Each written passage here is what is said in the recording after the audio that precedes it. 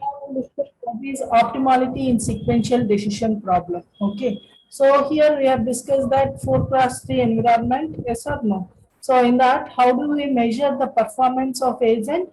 The performance of the agent will be measured by some of the rewards that the agent is receiving by visiting the different states. Okay. We are just adding the rewards, whatever the agent is receiving by visiting different states. For each and every state, there is a reward. So whenever agent goes to that particular state, that particular reward agent will be receiving. Okay. So like that, we are just adding all the rewards that the agent is receiving by visiting different states. That gives us what is the performance of the agent. Okay. So this way of measuring the performance is not arbitrary, and it is not only one possible way. We have different possible ways to measure the performance. Okay. So in this section, we are going to discuss what are the different ways to measure the performance of agent here. Okay. So to measure the performance of agent, what is that here we are doing? We are finding the utility function on environmental history. Whenever the agent is starting from the initial state, what happens here? It is executing policy. Whenever the agent is executing policy, it will be moving from one state to the other state. Okay. So that we are getting different states. So that different states together we call it as environmental history. Okay. So this what is that here we are doing? We want to find out what is the utility function for this environmental history. Okay. So the utility function for this environmental history can be written like this. This is UH, S0, S1, so on, Sn. These are the different states the agent is taking to reach the terminal state. S0 is what? S0 is the initial state. From the initial state, it is reaching these many states to reach the terminal state. And what is that we are doing here? We are finding the utility function of that environmental history. Okay. Before that, we are discussing what is finite horizon and infinite horizon. In finite horizon, we will be having fixed number of time steps. Okay, agent has to reach the terminal state in the fixed number of time steps. If it is taking more than n value, so there is no, what is that?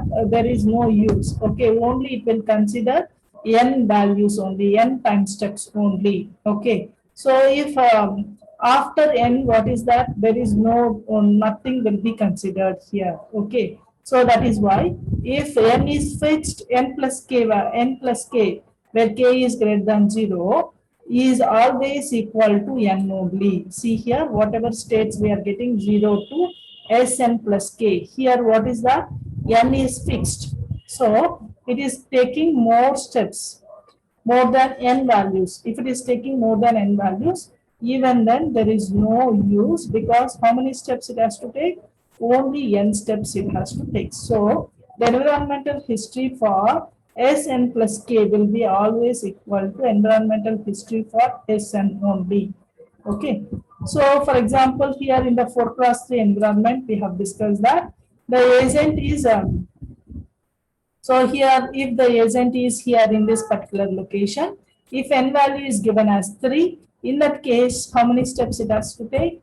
3 steps it has to take to reach the terminal state. So what is that here? It will take this risky direction to reach the terminal state. So finally, in 3 steps, it is reaching the terminal state. Now, for example, if n value is fixed as 100, in that case, there is more time. That is why the agent will always take this long route to reach the terminal state, whereas this route is safest route. There is no risk of entering into -1. So this is the safest route it will take to reach the terminal state. So with the finite horizon, what happens? For any given state, the optimal policy, the policy will be changing with respect to time. Okay. So what are the actions the agent will be taking? That will change with respect to time. So the optimal policy for finite horizon will be always non-stationary. It is not same. It is changing with respect to time. Whenever the policy is changing with respect to time, then it is called non-stationary. Whereas for infinite horizon, there is no time limit. Okay, it can take how much time it wants. There is no time limit. In that case, that the agent will always choose the safest route to reach the terminal state. It doesn't, because there is no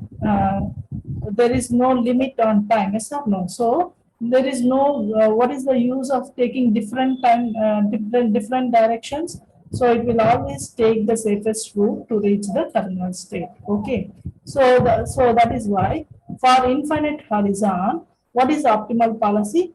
The optimal policy will be always stationary. Okay. So the optimal policy will be stationary for infinite horizon because there is no time limit. That is why the agent will always take the same route at the given state. Okay. So that is why the policy for infinite horizon will be simpler than those of finite horizon, because infinite horizon policy will be always stationary. It is not changing with respect to time. That is why it is simpler. Whenever it is not changing with respect to time, then it becomes simple. Yes, sir. So it is simpler than the policy for finite horizon, because finite horizon policy will be changing with respect to time. Okay. Now, what is that here? We want to find out the utility of environmental history. Whenever a policy is executed, we are getting different states. Yes or no? So we want to find out what is the utility of state sequence. Okay. To find out the utility of state sequence, we are using multi-attribute utility theory. Multi-attribute utility theory is used. In this multi-attribute utility theory, if you take any state SI, the state SI can be can be viewed as attribute of states. It is not viewed as a single state. It can be viewed as attributes of states. Okay.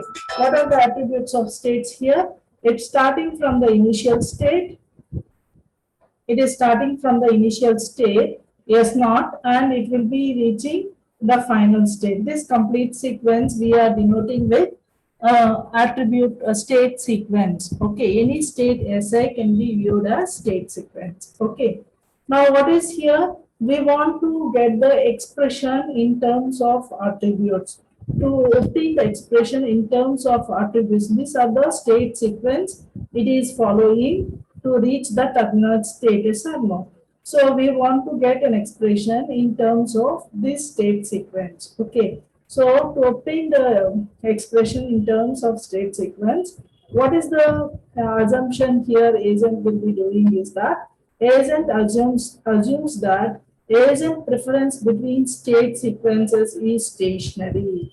What is the assumption that agent will be considering? That is agent preferences between the state sequences. So you have different state sequences, no? So what is the preferences between the state sequences are also stationary. It does not change. Okay. It is stationary. Okay. So what is stationary here? The stationary is that, for example, we have two state sequences now. See here, students, there are two state sequences. It is given like this: S0, S1, S2, so on. And the other state sequence is given as S0 dash, S1 dash, S2 dash. Okay. For example, agent will be starting at the same state sequence. What is the state sequence the agent is starting here is S0 is equal to S0 dash. Okay. Then the two sequences will be preferred in the same order. What is the order the agent is taking? In the same order, the agent will also be preferred. Okay. What are the state sequences agent will be preferred will be in the same order how it is occurring. So S1 is what is the next state it will consider is S1. The next state is S2, like that. The same order it will be considered. So that is called stationarity. Okay. So here we are assuming that the agent will be taking the preferences between the states. It assumes that the stationarity whenever it is taking the preferences between the states. Okay. So under stationarity, there are two ways to assign the utilities for the sequences. What is that main idea here? We want to find out the utilities of state sequence. So under stationarity, how we assign the utilities here?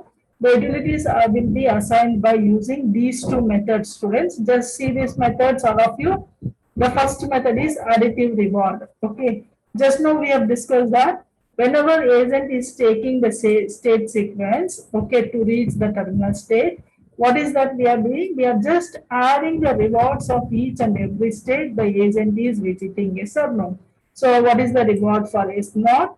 What is the reward for S1? What is the reward for S2? We are just adding all the rewards that the agent is visiting, yes or no? So that is called additive reward. Okay. And the second way of representing the utility here is discounted reward. This is the second way of representing the utility function for state sequence, students. Here you see this equation, all of you. So what is the difference between these two equations? Here R of S0 is the initial state plus gamma R of S1 plus gamma square R of S2 plus so on. So like this is the equation we are using. So to represent the utility function for state sequence. What is this gamma is called discount factor.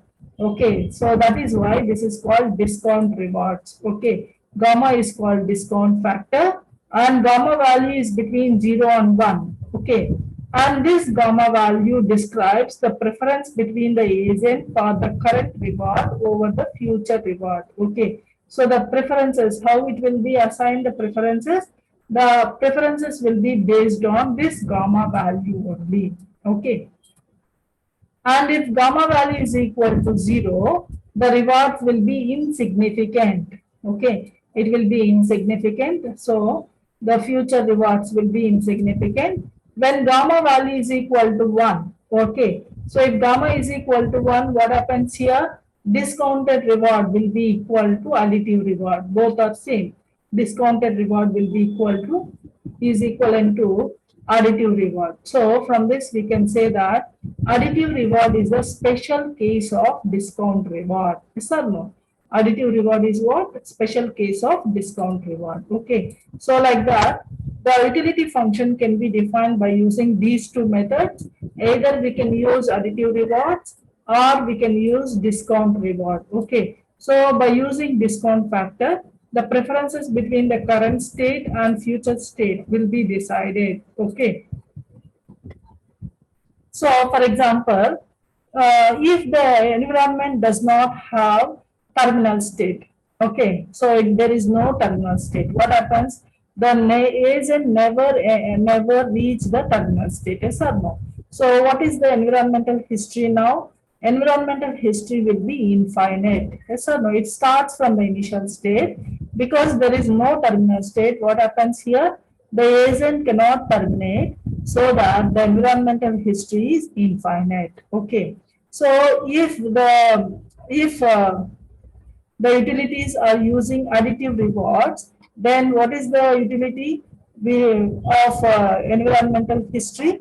The environmental history is infinite length. No, it is having infinite length. Okay, so that the utility of this environmental history is also infinite. Okay, in that particular case, if you have any two sequences, both the sequences are having infinite utility. Okay, how do we compare that? We have two sequences, both the sequences have infinite utility. Okay, in that case, how do we compare here? So there are three ways to compare that. The first one is, if you use discounted reward instead of additive reward, if you use discounted reward, and if you assume that this R of ST value is bounded by some value R max, it is bounded by some value R max. We assume that what is gamma value? Gamma value is between 0 and 1. Gamma will be always less than 1. Okay. Now, what is discounted reward formula, students? You just see what is the formula. It is summation t is equal to 0 to infinity R of st gamma power t. Okay. Gamma power 0 will give you first value. Sorry, t is equal to 0 will give you first value. T is equal to 1 will give you the second. T is equal to 2 will give you the third one. Yes or no? So this discounted reward can be written like this using summation we are representing. Okay. So now here you see students, this R of ST value is bounded. It is having some finite value, bounded value. So it is bounded by R max. Okay. Now here gamma value is less than 1. Okay. So if it is bounded by some value, this value will be always less than or equal to gamma power T R max value. Okay. What is R max? R max is a finite value. Finite value. So we are writing R max outside. So we know that summation T is equal to 0 to infinity gamma power T, where gamma is less than 1. It is infinite series. Okay. So using the formula, you know that it is 1 by 1 minus alpha. What is the value gamma here? This value will be 1 by 1 minus gamma. So if we are using discounted reward, okay, if the rewards are bounded by some value, okay, then the infinite, actually if you use that additive reward, its value is infinite. If you are using discounted reward, this value will be finite. Okay. Once this value is finite, we can able to compare, yes or no? So that is why instead of using additive rewards, we will be using discounted reward whenever we have infinite series. Okay, infinite utility values. Okay. So then the second solution is that if the environment contains terminal state, if the environmental contains terminal state, the agent will definitely terminate at any one of the terminal state. Yes or no? So that is why we don't have any infinite series. We don't need to compare any infinite series. Okay. When you have infinite sequences, we have infinite sequences whenever there is no terminal states. Okay.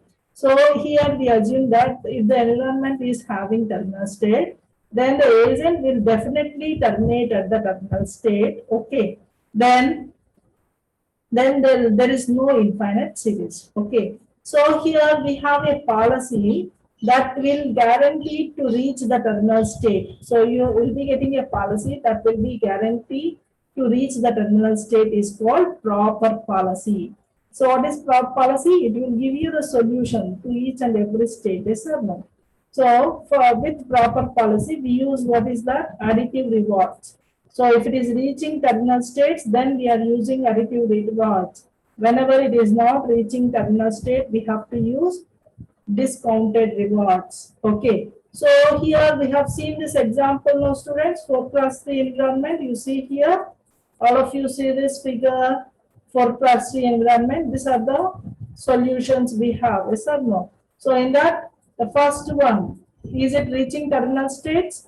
See here, it is reaching terminal state. So this is called proper policy. Whenever agent is reaching the terminal state, then it is called proper policies. Okay. So these three are the examples for the proper policy. In this example, in the fourth figure, see this figure, all of you?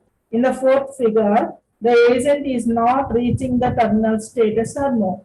So this is the example for improper policy. If the agent is reaching the terminal state, then it is called proper policy. The first three figures are the examples for the proper policy. Here the agent is reaching the terminal state. This is the example for improper policy where the agent is not reaching the terminal state. Okay. So the fourth one is what? Improper, because it will be having infinite total reward because it is not reaching the terminal state. Okay. So here we assume that what is the reward for non-terminal states is positive. Okay. When we have discussed that example in the previous section, we have assumed that what is the reward there is negative because the agent has to reach the terminal state fast, quickly. Here we assume that what is the reward for non-terminal states is positive, so that if the agent is not reaching the terminal state, then it is called improper policy. this improper policy will be having infinite reward. Okay, so if the agent is not reaching the terminal state, then what happens here? Whatever algorithms we use for solving MDPs will be failed with additive reward. If it is using additive reward, algorithms we have used for solving MDP will be failed. That is why we have to, for improper policy, we have to use discounted rewards only. Okay. So that is improper policy means what? It is receiving infinite reward. Okay. So in that case, we have to use discounted reward only. So if you are using discounted reward, what happens? The first solution can be used. Okay. These are the three solutions, students. If it is using discounted reward, then we can use, this is the solution we can use to compare two infinite series. Okay. Then what is the third solution here is, here we assume that the infinite series will be compared by using what is the average reward the agent is receiving for each time step. We have to calculate what is the average reward the agent is receiving for each time step. Okay. So in that case, for example, if the agent is in the state 1, 1 students, if the agent is at the state 1, 2, 1, 1, if it is receiving the reward of 0.1, in other non-terminal states, if the agent is receiving the reward of 0.01, okay, which is higher, this is higher value, no? That is why the agent is always wants to stay the state where it is receiving highest reward. Okay. So here we are, what is that? The average reward, what is that? It is obtaining per time step is more, no? That is why agent always wants to be at the state where it is receiving higher reward compared to the rewards on the other states. Okay. So the value, how do you obtain value of your policy? How do you measure the performance of policy here? We want to find out expected sum of discount rewards obtained when a policy is executed. When policy is executed, what is that we get? We will be getting, this is the solution, no? This is the discount reward. When policy